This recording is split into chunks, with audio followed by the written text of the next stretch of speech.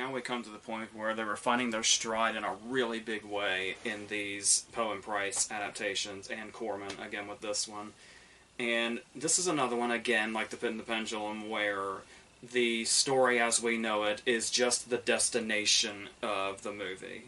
We're going to get to that point at some point at the very end, but in the meantime, it gets to kind of run around and do its own thing, and starting with, again, a very sort of dreary backdrop. But now we've got this dreariness sort of interrupted with this really surreal image of this red-cloaked figure that's faceless, and that close-up shot of it turning a white flower red, and just right away this is something where it's like, it feels like it's sort of on another level from what we've seen before, and it's going to continue to be as it goes on.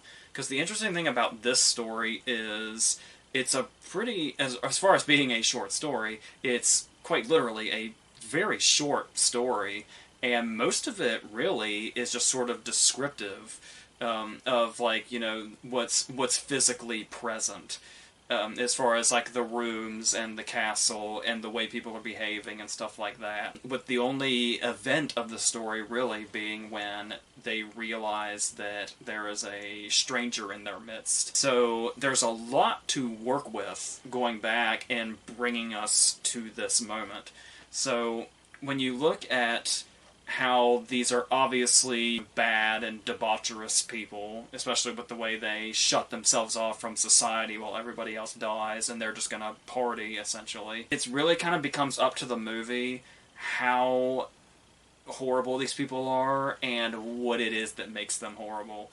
So when we have Prospero and everybody ride into town and essentially do this big villainous moment where he finds Francesca and makes her choose between her father and lover, and when that doesn't happen, he just burns the village down. It doesn't matter if it's men, women, or children, or whoever. And there is this sort of, these moments that creep in, like when you look at something like the Patrick McGee character, who you might remember from, you know, A Clockwork Orange or Barry Lyndon, or he was in the incredible movie with the really long title where he played the Marquis de Sade. He has a very welcome role here, where he's like a side character to Prospero, but he's just as bad, if not worse. He's the one that almost seems like Prospero has to continuously rein in when he'll say, like, he sees, you know, the attack going on here and the burning village and says, like, you promised me entertainment. And it's Prospero, of all people, that has to say, this isn't for your entertainment. And it's not to paint Prospero as a saint or anything for acknowledging this, but he's got other worse things on his mind, probably. But there's also the moment when this Patrick McGee character slaps the dancer, and then Prospero throws the wine in his face. And so, like, just to see the back and forth between them, Alfredo's the character's name. It took me a second to remember that. We're just kind of seeing how everybody has it's like this very wealthy debauchery. There's the scene when they're, like, on the floor, and it's like something out of The Wolf of Wall Street or Succession or something. And it's like, it's just as disturbing watching them in bliss in this castle as it is seeing them actually causing havoc around the village. They just bring horrible, terrible things no matter where they are or in what context. And so, talking about it on a production level, because I feel like that's something that's really, I mean, obviously, the production values on all of these have just been incredible to the highest degree, but this one in particular, like, really, really goes for it. When we see, and it even takes the moment to show off, like, when Price is sort of monologuing through the set, and we just get to see, in this one moment, just how massive it is as he moves around. And it's like a set from, like, a Shakespearean production, and it's like, to see that kind of respect given to a horror production is just really satisfying, especially as horror fans. And it's like, you might think, like, God, how is this so incredibly well shot? And that's when you learn that it was shot by Nicholas Roeg, the director of, like, who would go on to direct, like, Don't Look Now and Walkabout and a bunch of other great things. That's where you can see there's just something especially artistic about this one, to the point that I think that was, like, a fear of theirs as they were releasing it. Like, audiences, like horror audiences would find it too artsy and sort of shun it.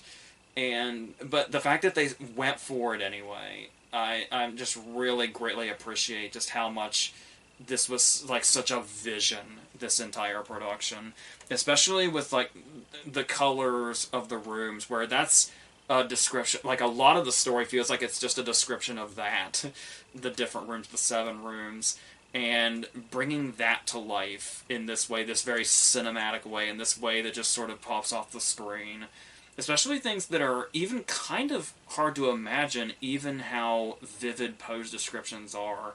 Like, the Black Room is something that I always, like, the way, I almost struggle to imagine it because it's so sort of beyond comprehension visually. And, like, the way that's shown in this is just really incredible. And bringing in the satanic element also is a really good and interesting choice, especially when you think about somebody who is as wealthy and evil as Prospero is, and it's like how people tend to get to this point, and they're like a sort of deal with the devil kind of scenario or something.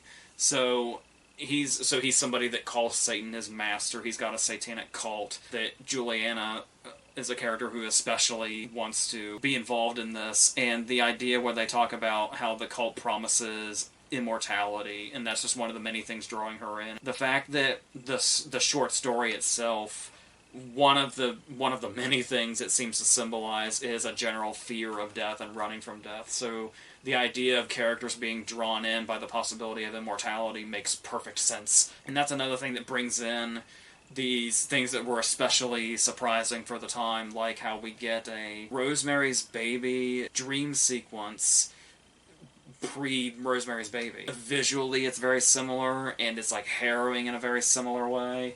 And the idea of blurring the line between is this really happening or isn't, and following that up pretty shortly after, with her being killed in a pretty shocking manner. And it's like all of this, like especially putting your mindset in the era, it's like this really almost feels like envelope pushing section of the movie. And then going into these other stories and sort of breaking off with other characters like Alfredo and Hop Toad, which is a very funny name given the other short story by Poe, Hop Frog. That's funny. And them like scheming together, and then there's the bizarre scene where Alfredo's in like the gorilla suit and Hop Toad is whipping him, and it just gets so weird and debaucherous in this great way. And like I said, the fact that it's like not shying away from any of this, and just like really, it had to have been, I imagine it had to have been mind-blowing at the time. And then there's also the other thing going on with the father and the lover of Francesca, and them being prisoners that are being forced to duel, and this really great scene in like the banquet hall where they refuse to do the duel. Maybe one of the better scenes of the movie, especially as far as characters go. We're progressing along more and more, getting to this point where we're going to get to the elements of the short story becoming part of this story. When you look at it as far as like the darkness that comes with this, despite the fact that everything is so bright and so colorful, and the way they contrast that with scenes like how we have the scene when he's outside and that slaughter happens, and then we pretty much cut right from this slaughter to inside to the party, and the party looks like it's in the Emerald City or something, and it's like just the contrast of that is something that's really, it's very appealingly jarring, if that makes sense. And then we get to the incredible climax from there, pretty much, where it does live up to everything you would imagine as far as trying to adapt this story to screen. And I don't think it hasn't really been topped doing it this way, in my particular opinion, because it also feels like a sequence that, when I watch this still, it feels like something I have not seen before or since. Just in its insanity and visually and everything between thematically, when, unlike the story, the Red Death is welcomed in because he has mistaken it for the devil or something akin to the devil, basically coming to reward him for his devotion to Satan. And so watching this play out as it slowly comes to realize what this is and what's going on, and this dance of death happens in this very entrancing scene when the Red Death just takes everybody in. And it's like, the more we've seen just how horrible everybody at this party is, you've just been waiting for this sort of mass taking of them by the Red Death, and to do it in this fashion with the dance of death and the bringing the cloak over, and then all the skin is red, and it's just done in this really darkly, scarily beautiful way, until we get to the moment where the Red Death is unmasked and it's Price's face underneath, and this is when we get the moment in the story where Prospero becomes terrified right before his death, which is what we've been building to all along, and it's this very big and satisfying and climatic moment in the best way. And then just to top it off, throwing in that epilogue where we see all the other hooded figures who are like all of the other diseases and plagues, and it gets this very Seventh Seal feeling, which it is to my understanding that they were concerned that, like, I guess the production of this was kind of pushed a little bit because they were afraid they were happening too close to the Seventh Seal. So all of this was like envisioned before you even had the Seventh Seal to go off of, to my understanding, is how the history of this came to be. So, and like how this was supposed to be one of like the first adaptations, and then it ultimately became like the fourth in this run because of that. And that makes perfect sense. But like I said, the imagery by itself feels like it compares only to itself. It's just so well done and so strong and just sticks in your mind.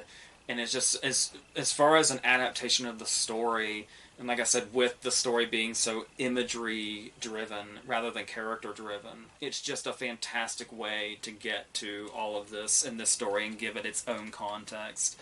And they really made something really spectacular with this one, so I really love this one. So I guess that's where I can leave this.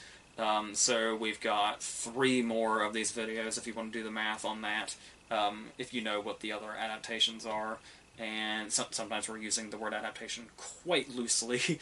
We've still got all the other stuff going on. We're about in the middle of this, I believe, so all the other stuff is still coming, and we've still got, a franchise to talk about, and our big video on Halloween, and all the other fun stuff. So until the next thing, I think that's it.